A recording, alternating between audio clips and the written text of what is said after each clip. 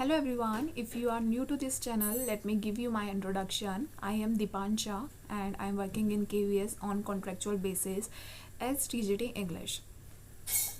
So मैं यही बताना हाँ okay I am checking something कि ये लैग तो नहीं कर रहा है यहाँ पे.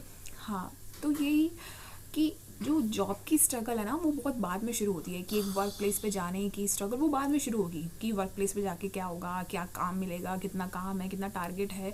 वो स्ट्रगल वो बाद में शुरू होती है. उससे पहले जो स्ट्रगल शुरू होती है वो है कि आप उस वर्क प्लेस तक, उस जॉब तक आप सेफली पहुंच जाओ.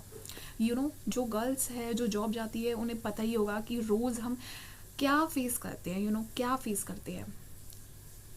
कोई भी हमें गवर्नमेंट पास करके जाना है, मतलब कैसा लगता है कि घर से निकलने के बाद ही आपकी स्ट्रगल शुरू हो गई है. आप सेफली वहाँ तक पहुँचोगे नहीं पहुँचोगे, सेफली घर तक आओगे कि नहीं आओगे, यू डोंट नो. क्योंकि घर से निकलते ही ये सब चीज़ें शुरू हो जाती है कि कोई आपको पूरा चेकआउट कर रहा है, कोई आपको स्टेयर कर रहा है तो आपको कर ही रहा है स्टेयर, कोई आपको कमेंट पास करके जा रहा है, कोई आपको दिन में सुबह आपको टच करके निकल रहा है, आपको कुछ गंदा कमेंट करके जा रहा है.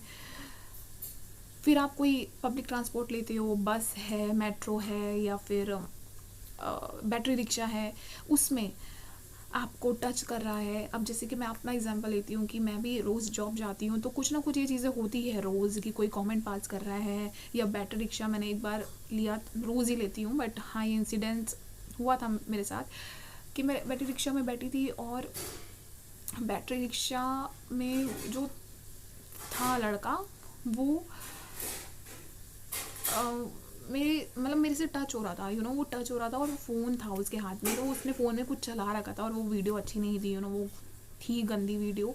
तो उसने कोई ऑब्सीन वीडियो प्ले कर रखी थी अपने फ़ोन में और वो बार बार मेरे साथ ऐसे टच हो रहा था और वो बार बार मुझे दिखाने की कोशिश कर रहा था कि मैं उसकी फ़ोन की तरफ देखूँ. ये बैटरी रिक्शा में हुआ था मेरे साथ. और ये एक इंसिडेंस नहीं है, ये रोज़ कुछ ना कुछ ऐसी चीज़ें होती है कि कोई बाइक वाला आपको कुछ बोलकर चला गया या आपके साथ कोई टच होके निकल गया, आपको टच करके निकल गया. तो मैं ये सोचती हूँ कि कभी कभार कि मैं जॉब छोड़ दूँ और जॉब छोड़कर मैं घर पे बैठूँ और घर पे बैठ के मैं शादी कर लूँ.